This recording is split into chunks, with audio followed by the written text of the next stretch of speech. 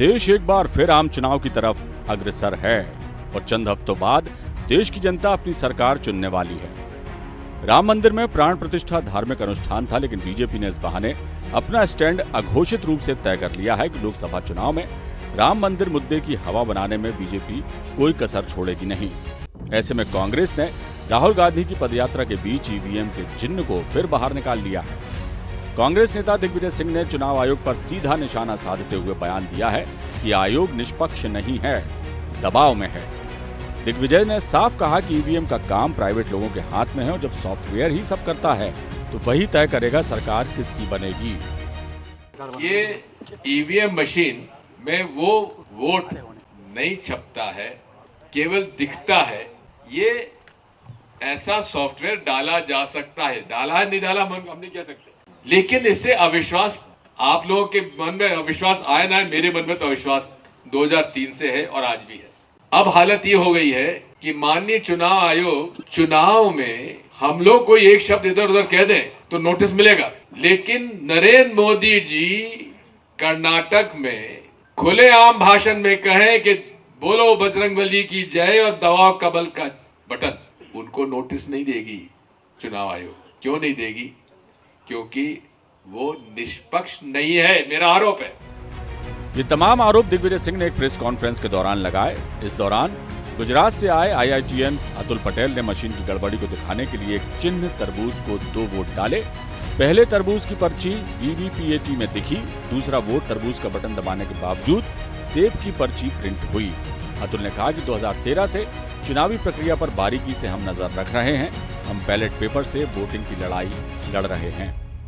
लोकतंत्र बचाना है, हम सबको मिलकर बैलेट पेपर लाना है। तरबूज केला को दिया वोट, केला छप गया।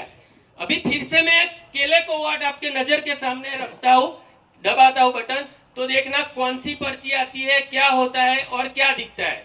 फिर से मैं दूसरी बार केले को वोट देता हूँ। ये खेल बहुत जादुई चिराग है हमारे देश के। दिग्विजय सिंह के इन आरोपों पर MP बीजेपी के मीडिया प्रभारी आशीष अग्रवाल ने पलटवार किया है। क्या कुछ कहा आशीष अग्रवाल ने, आइए सुनवाते हैं। देखिए, दिग्विजय सिंह के आज के इस असफल प्रयास के मैं 2 मंतव्य समझता हूं। एक तो वो मध्य प्रदेश में प्रासंगिक बने रहने के लिए और अपने पुत्र को स्थापित करने के लिए इस तरह के स्वांग षड्यंत्र रचते रहते हैं। दूसरा, जो प्रत्याशित हार 29 लोकसभा सीटों में और पूरे देश में जो कांग्रेस की होने वाली है, उसको बचाने के लिए, गांधी परिवार को उस हार का ठीकरा ना फूटे, उससे छुपाने के लिए आज ईवीएम पर दोष उन्होंने मढ़ना शुरू किया है। पहले कांग्रेसी हारने के बाद ये दोष मढ़ते थे।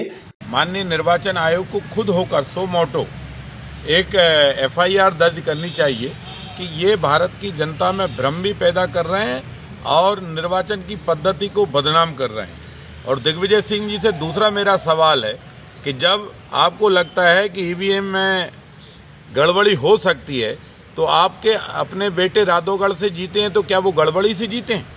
आपको बताते चलें कि ईवीएम को लेकर कांग्रेस और आम आदमी पार्टी समेत विपक्षी दलों के सवाल नए नहीं हैं। हर बार चुनाव में कांग्रेस इस मुद्दे को उठाती रही है। दिग्विजय सिंह का यह भी कहना है कि जिस राज्य में बीजेपी का इंटरेस्ट नहीं होता वहां गड़बड़ नहीं होती। बहरहाल इस मुद्दे पर इलेक्शन कमीशन और सुप्रीम कोर्ट ने भी विपक्षियों के आरोपों को खारिज किया हुआ है।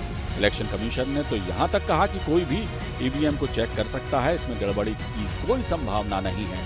कुल जमा देखा जाए तो कांग्रेस ने अपना चुनावी मोर्चा खोल दिया है और शुरुआत एक तरह से बीजेपी सरकार पर ठीकरा फोड़ने से की गई है। देखना दिलचस्प होगा कि आगे ये सियासी लड़ाई और किस तरह का रुख इख्तियार करती है।